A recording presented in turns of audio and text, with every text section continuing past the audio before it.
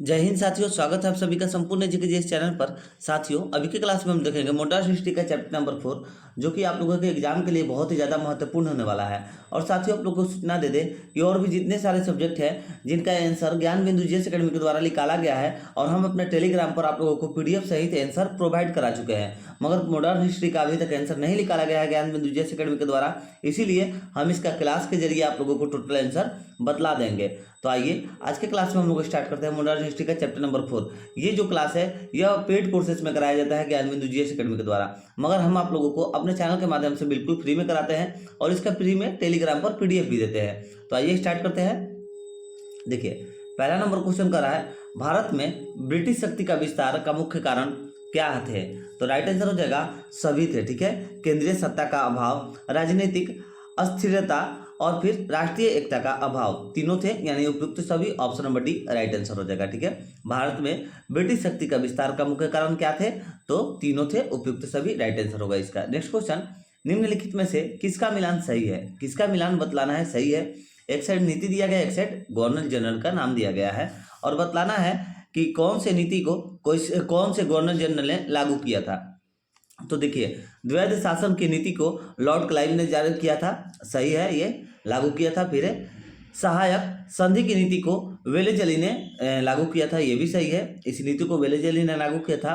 फिर व्यक्तिगत सिद्धांत की नीति को लॉर्ड डलहौजी ने लागू किया था, ये भी सही कथन है, यानी कि राइट आंसर हो जाएगा इसका उपयुक्त में सभी। ऑप्शन नंबर डी इसका भी राइट आंसर हो जाएगा सभी। सभी जो कथन है सभी मिलान सही दिए गए हैं। Next question, third number, Plassey का युद्ध कब हुआ? देखिए, यहाँ पर 2 बार रिपीट कर दिया है, उसमें कोई ज़्यादा सोचने वाली बात नहीं है। देखिए, प्लासी का युद्ध, ये हटा दीजिए, युद्ध कब हुआ होगा? प्लासी का युद्ध कब हुआ? तो इसका राइट आंसर हो जाएगा 23 जून 1757 को हुआ। प्लासी का युद्ध कब हुआ? तो 23 जून 1757 को हुआ। Option number B right answer. Next question, 4 number question, 1764 में बक्सर के युद्ध के समय निम्नलिखित में से कौन बंगाल का गवर्नर जनरल था?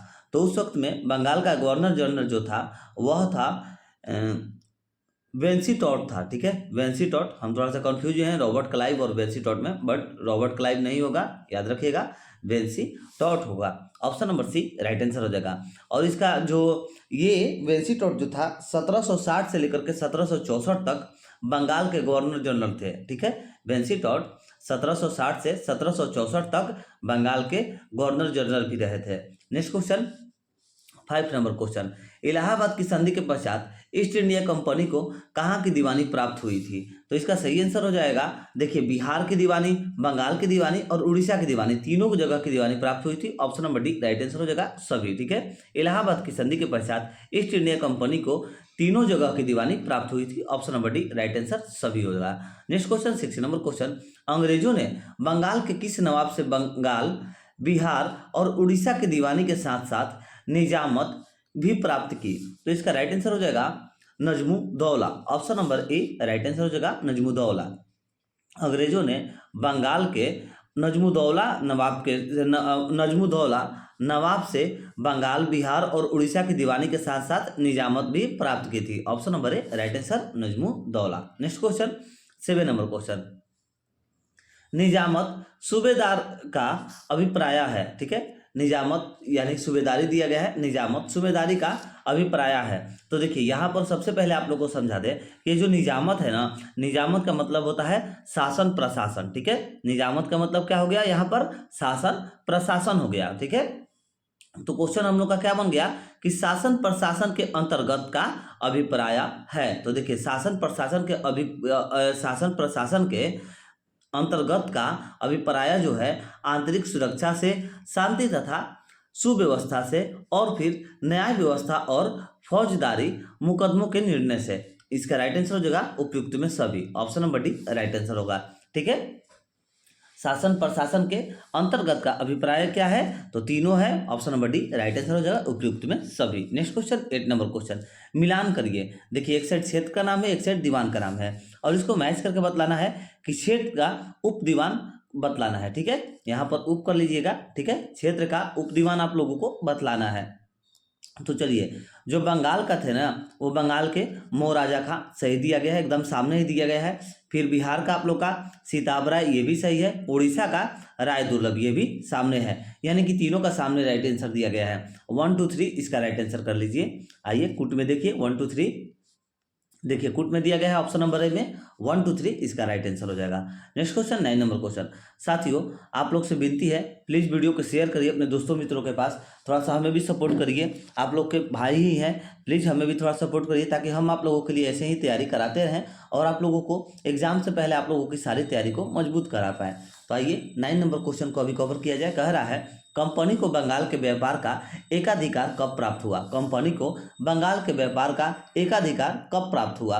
तो राइट आंसर हो जाएगा 1717 में प्राप्त हुआ। Option number B right answer. Next question, द्वैध शासन की आलोचना करते हुए किस ब्रिटिश इतिहासकार ने इसे खुली और निर्लज्जतापूर्ण लूटपाट का युग की संज्ञा दी थी? तो राइट आंसर हो जाएगा इसका, देखिए इसका पार्सिवल स्पीयर होगा। Option number B right answer हो जाएगा। नेक्स्ट क्वेश्चन, वारेन हेस्टिंग ने द्वैध शासन को कब समाप्त कर दिया? तो वारेन हेस्टिंग ने द्वैध शासन को 1772 में समाप्त किया था। Option number B right answer. Next question, सर्वप्रथम सहायक संधि प्रणाली का शुरुआत प्रारंभ करने का श्रेय किसे प्राप्त है? तो इसका जो फिर से थोड़ा सा क्वेश्चन पढ़ लीजिए। कह रहा था, सर्वप्रथम सहायक संधि प्रणाली का शुरुआत प्रारंभ करने का श्रेय किसे जाता है? तो देखिए ये जो है ना, प्रारंभ करने का श्रेय जो है यह लॉर्ड डुप्ले को जाता है। देखिए डुप्ले ऑप्शन नंबर सी में दिया गया है, लॉर्ड डुप्ले राइट आंसर हो जाएगा। नेक्स्ट क्वेश्चन 30 नंबर क्वेश्चन कह रहा है, अंग्रेजों ने सहायक संधि का पहला प्रयोग 1765 में कहाँ के नवाब के साथ की थी? तो राइट आंसर हो जाएगा अवध के नवाब के साथ की थी। ऑप्शन नंबर बी सही आंसर होगा। नेक्स्ट क्वेश्चन 40 नंबर, निम्नलिखित में से कौन सा कथन असत्य है यानी गलत दिया गया है? तो देखिए जो हम लोग का गलत कथन है उसको ढूंढना है। तो कह रहा है कि सहायक संधि का व्यापक प्रयोग वेलेजली ने किया, तो ये कथन सही है। दूसरा नंबर, सहायक संधि की वास्तविक शुरुआत 1799 में हुई, तो देखिए ये कथन जो है ये कथन गलत है। और कह रहा था हम लोग का क्वेश्चन कि असत्य कौन सा है, तो असत्य है ऑप्शन नंबर बी। तो ऑप्शन नंबर बी हम लोग का राइट आंसर हो जाएगा। और अगर आप लोग इसको सही सुधारना चाहते हैं तो देखिए इसका होगा, सहायक संधि की वास्तविक शुरुआत जो है यह 1799 में नहीं हुआ था। कब हुआ था? 1798 में हुआ था। ठीक है, ठीक 1 वर्ष पहले हुआ था। चलिए आगे बढ़िए। नेक्स्ट क्वेश्चन 50 नंबर क्वेश्चन है, निम्न में से कौन सा कथन सहायक संधि की विशेषता को संदर्भित नहीं है? तो इसका राइट आंसर हो जाएगा, देखिए कह रहा है निम्न में से कौन सा कथन सहायक संधि की विशेषता को संदर्भित नहीं है? तो देखिए यहाँ पर जो है, भारतीय नरेशों के आंतरिक शासन में कोई हस्तक्षेप नहीं, शासन में कोई हस्तक्षेप नहीं किया जाएगा। तो ये कथन जो है, ये कथन देखिए विशेषता को संदर्भित नहीं पूछ रहा था ना, मगर ये नहीं होगा, ये सही है, ये है। ठीक है, विशेषता को संदर्भित है। और कंपनी राज्यों की आंतरिक एवं बाह्य आक्रमणों से सुरक्षा करेगी, तो ये भी सही है। फिर पूछ रहा था नहीं, तो नहीं कौन सा है, गलत बतलाना है ना। तो अंग्रेजों के विरुद्ध भारतीय राज्य कोई भी संघ बना सकती है, तो देखिए यही कथन गलत है। ठीक है, आइए फिर से क्वेश्चन पढ़ लीजिए। ऐसे देखिए राइट आंसर आप लोग का ऑप्शन नंबर सी होगा, क्योंकि ये संदर्भ में नहीं है। फिर से एक बार क्वेश्चन पढ़िए। देखिए साथियों, जो भी क्वेश्चन थोड़ा सा मतलब पीडीएफ में इधर उधर रहता है ना, तो उसमें प्रॉब्लम होता है। तो आप लोग आंसर को नोट कर लीजिए यहाँ से, और टेलीग्राम पर आकर करके थोड़ा सा अपने से खुद से रिवीजन भी कर लीजिए, ताकि आप लोग का तैयारी मजबूत हो पाए। देखिए 50 नंबर क्वेश्चन कर रहा था, निम्न में से कौन सा कथन सहायक संधि की विशेषता को संदर्भित नहीं है? तो जो कथन सहायक संधि को विशेषता को संदर्भित नहीं है वो हो जाएगा, अंग्रेजों के विरुद्ध भारतीय राज्य कोई भी संघ बना सकती है। Option number C right answer होगा। नेक्स्ट क्वेश्चन 60 नंबर क्वेश्चन कह रहा है, देशी रियासतों ने अपनी स्वतंत्रता राष्ट्रीय चरित्र अथवा वह सब जो देश को प्रतिष्ठित बनाते हैं उन्हें बेच करके सुरक्षा मोल ले ली। उक्त कथन निम्नलिखित में से किसका है? तो ये जो कथन है ना, ये कथन टॉमस मुनरो का है। ठीक है, option number D right answer हो जाएगा। देशी रियासतों ने अपनी स्वतंत्रता राष्ट्रीय चरित्र अथवा वह सब जो देश को प्रतिष्ठित बनाते हैं उन्हें बेचकर सुरक्षा मोल ले ली। ये कथन जो है किसका है? तो टॉमस मुनरो का है। Option number D right answer. Next question,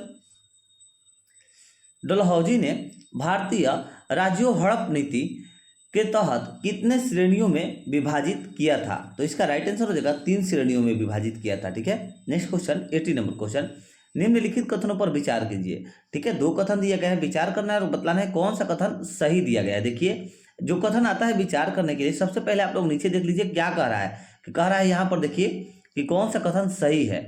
तो कथन सही ढूंढना है इन दोनों में से। तो देखिए कह रहा है लॉर्ड डलहौजी ने व्यापक के सिद्धांत लागू करके 1848 में सितारा और 1854 में नागपुर पर कब्जा कर लिया था। तो ये कथन सत्य है। दूसरा नंबर, डलहौजी ने गोद लेने की प्रथा को अमान्य कर दिया, ये भी कथन सत्य है। यानी कि राइट आंसर हो जाएगा देखिए ऑप्शन नंबर सी में 1 और 2 दोनों कथन सत्य दिया गया है। ऑप्शन नंबर सी इसका सही आंसर होगा। नेक्स्ट क्वेश्चन 90 नंबर, मिलान करें। देखिए एक साइड राज्य का नाम है, एक साइड विलय वर्ष का नाम है। ठीक है, मैच करना है और इसका सही आंसर बतलाना है। तो देखिए इसको मैच करिएगा तो जयपुर का जो वर्ष है वो 1849, यार सब तो सामने ही दिया गया। देखिए बघाट का 1850, उदयपुर का 1852, झांसी का 1853 सही है। 1 2 3 4 इसका राइट आंसर होगा। 1 2 3 4 देखिए ऑप्शन नंबर ए में है, option number A right answer होगा। Next question 20 number question, the native states of India पुस्तक के लेखक कौन है? The native states of India पुस्तक के लेखक कौन है? तो इसका राइट आंसर हो जाएगा विलियम ली वार्नर है। Option number A right answer. Next question, Lord Cornwallis ने कौन सा युद्ध लड़ करके हस्तक्षेप की नीति का उल्लंघन किया था? तो इसका राइट आंसर हो जाएगा तृतीय आंगन मैसूर युद्ध को लड़ करके इन्होंने उल्लंघन किया था। नेक्स्ट क्वेश्चन 22 नंबर क्वेश्चन, करें मिलान करें। तो देखिए सूची 1 को सूची 2 के साथ मिलान करना है।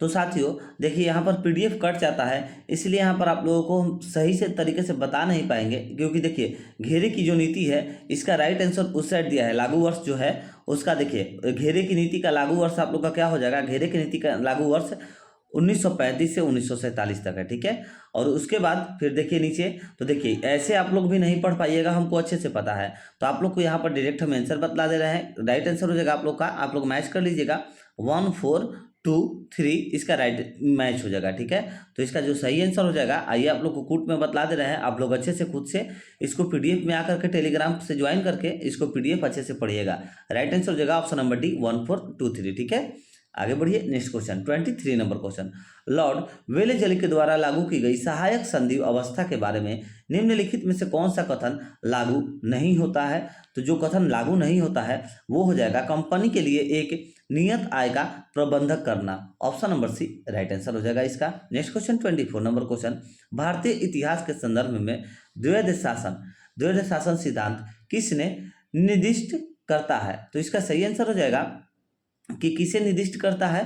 तो देखिए प्रांतों को प्रत्यायोजित विषयों का 2 प्रवर्गों में विभाजन। ऑप्शन नंबर डी इसका राइट आंसर हो जाएगा।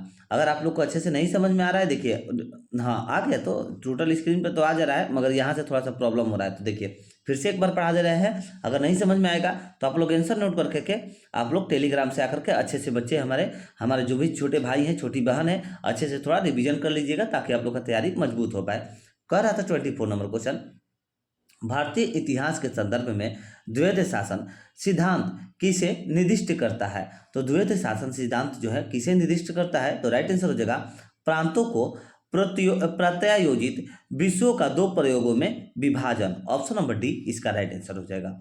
नेक्स्ट क्वेश्चन, निम्नलिखित पर विचार कीजिए और जिन्होंने लॉर्ड वेलेजली के साथ सहायक संधि की थी और उनके द्वारा किए गए संधियों का सही कालानुक्रम नीचे दिए गए हुए कूट को पता कीजिए। ठीक है, यानी कि देखिए इसको सबसे पहले जो वर्ष है उसको अरेंज करना है, वर्ष को लिख दे रहे हैं, उसके बाद इसको अरेंज कर लीजिए स्टार्टिंग से। ठीक है, तो देखिए हैदराबाद का जो वर्ष है वह 1798 होगा, नोट कर लीजिए। हैदराबाद का वर्ष 1798 होगा। मैसूर का 1799 हो जाएगा। फिर उसके बाद कौन सा है, तो अवध है, तो अवध का 1801 होगा। फिर सिंधिया का 1804 होगा। ठीक है, तो आप लोग का राइट आंसर देखिए। अब इसको आप लोग अरेंज कर लीजिए। तो देखिए सबसे पहले कौन सा हो गया, हैदराबाद 1798 लिख लीजिए 1। दूसरे नंबर पर मैसूर है 1799 में है। ठीक है, 2। अवध का 1801 है, तब ना 1804 आएगा, तो 3 और 4 राइट आंसर 1 2 3 4 हो गया। आइए कुट में देखिए राइट आंसर 1 2 3 4 देखिए कुटुवय option number A right answer हो जाएगा इसका। नेक्स्ट क्वेश्चन 26 नंबर क्वेश्चन कह रहा है निम्न में से सहायक संधि स्वीकार नहीं की थी। निम्न में से सहायक संधि की स्वीकार नहीं की थी तो सही आंसर हो जाएगा इंदौर के होलकर राज्य ने सहायक संधि स्वीकार नहीं की थी। Option number B right answer. Next question Bengal के द्विज शासन प्रणाली किसके द्वारा लागू की गई। बंगाल के द्विज शासन प्रणाली किसके द्वारा लागू की गई। सही आंसर हो जाएगा रॉबर्ट क्लाइव के द्वारा लागू की गई। Option number C right answer. Next question ring of fence नीति का संबंध इनमें से किससे है। रिंग ऑफ फेंस नीति का संबंध इनमें से किससे है तो राइट आंसर हो जाएगा वारेन हेस्टिंग से है। Option number C right answer. तो साथियों यहीं पर देखिए हम लोग का खत्म हो गया मॉडर्न हिस्ट्री का चैप्टर नंबर 4। ठीक है, अब हम लोग अगले क्लास में यहाँ से स्टार्ट करेंगे मॉडर्न हिस्ट्री का। देखिए चैप्टर नंबर 5 है।